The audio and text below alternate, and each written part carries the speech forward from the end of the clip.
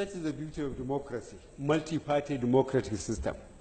I have drawn a parallel with what happened in the Soviet Union in 1991. A whole empire in the 20th century collapsed without a single shot being fired. Now there are about 80 republics. It is then that I feel that was that one I become a converted democrat, multi-party democratic system, with the biggest caveat that elections must be free and fair. Let the Nigerians decide. Yes, but why should they decide in your favor and not that of the other candidates? In other words, I'm saying you have a platform, you're talking to Nigerians, tell Nigerians why they should elect you and not all the other candidates, that are standing for the same office. Okay, if you insist, I will tell Nigerians why I want them to elect me. Under a different system, I have been a governor, 6 states. I have been a petroleum minister for 3¼ years. I have been a head of state. I have been a chairman of PTF. Nigerians know this. I have service to offer. I am offering myself to Nigerians to serve them. And I want a free and fair election.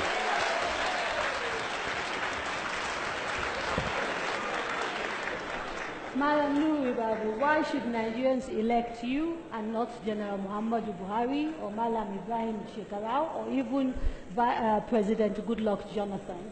Yes, because today I stand as the symbol of change. I am the representation of the aspiration of Nigerians today. I am a young person. I am a young man. I belong to the age of leaders who are doing well in the world today. And that is where it matters. I have been in government and I have the experience in the last 25 years. Others have been in retirement in the last 25 years.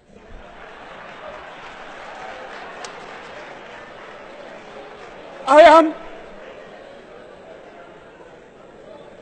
am a federal person. I have experience at the federal government level and at the international level. I am not a state person. My experience is not limited to small state. I have acquired experience at the federal government level that can confront the problems confronting us today. Today, I am a modern person. I know how things are done. I am a reflection of the aspiration of the young men and young women in this country today. I'm afraid I'm going to have to stop you. Above all, I have the vision, vitality, Malam energy. Muhammadu, please respect the rules you signed up for, please. Thank you. Malam Shekara. Thank you very much. Yes. There is a global scientific law, and of course, as a mathematics teacher, I should know this better, that says you move from known to discover the unknown. I have governed a state for 8 years. I've been in government. Before I came over to be the governor of Kano State, I have been in the state service for 25 years, 7 of which was a permanent secretary, 3 of which the permanent secretary at the heart of government operation as the state permanent secretary in charge of administration, finance, and general services.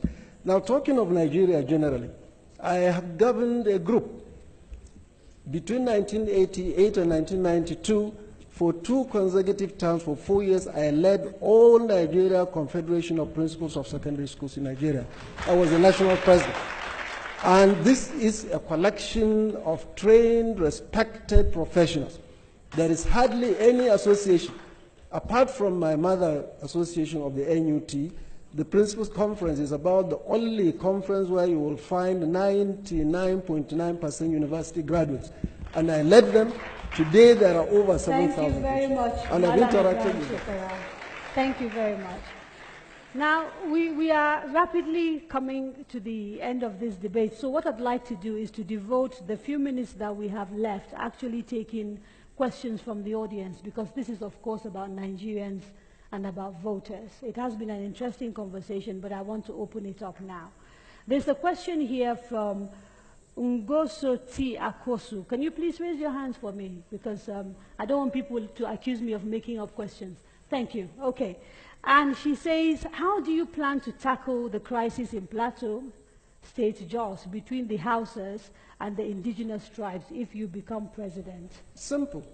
I have done that in Kano. For the last 8 years, nobody has had any more crisis in Kano State.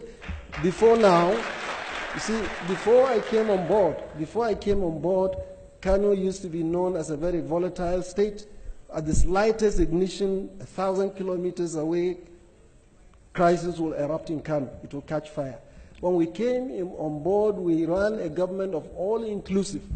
Today I have in my cabinet an Igbo man, a Christian, I have a Yoruba man, I have a Bayelsa man, I have a Kogi State man in my state, and this has given them sense of belonging, and we are working. In fact, just 2 months ago, I got a letter of commendation from the national headquarters of the Christian Association of Nigeria, commending the way we are operating, integrating, and working with everybody. In the past, when there is crisis anywhere in Nigeria, in the next 1 hour, you find the non-Muslims, the non-Hausa speaking, trooping into police station. But today, in spite of all the crises in Plateau State, in Borno, and all other places, not a single person goes to the police station. Everybody in Kano, the non-indigenous, the non-Muslim, are sleeping with their 2 eyes closed. This is the therapy we will apply globally for Nigeria, and everybody will be in peace. Thank you. Some silence, please. Thank you very much. Let's try and use the little time that we have left to get as many issues addressed as possible. General Muhammadu Buhari. Yep. The same question, please. Well, in the CPC manifesto, we are considering local policy, neighborhood committees. It's on the ground that in every local government there is a security committee. This comprises of the local cultural leadership, the police, and of course, chairman of the local government or his secretary. Now, this must be empowered. The question of the plateau is the question of the problem of virtually nomads and stagnant farmers. In the old north, where people know, there are cattle routes, there are grazing areas with infrastructure. All those now have gone. And these nomads are part of Nigerians. And they are what they are, the nomads. They have no permanent abode. They move around north to south, east to west throughout the country. So it is good to make sure that the old policing is done. Thank you. And that will bring peace. Thank you.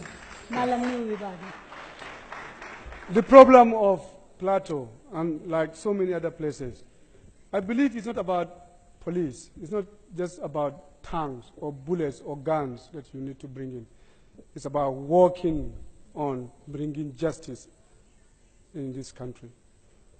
The road to peace is through justice. Government has to pay attention to that. 2, we have to pay attention to the economy. Ability for us to provide the basics for our people will be the fastest way, the smartest way, the surest way to solve these problems that we are talking about. Unless we address it. Take, for example, we continue to hear Boko Haram. But this is a sect that has never attacked any school in Nigeria. Can't we ask the questions? What is happening? They say they are Boko Haram, but they have not attacked any school. They know where the problem is. Those are the issues that we have to pay attention to. Unless we address these fundamental issues, ability for us as government, as a country, to take care of our own people, provide the basics, do justice. Thank you very much. Now, this is a question from Wenga Michael. Wenga Michael, can we see your hands up, please? Like I said, I don't want to be accused of making questions up. Wenga Michael? You're over there. Okay, thank you. And I'd like General Muhammadu Buhari to start, take the first stab at answering this question. If elected president, how would you ensure a corrupt-free nation without creating social unrest in the country and without violating human rights? Well, we know The bottom line of Nigerian problem is indisputable.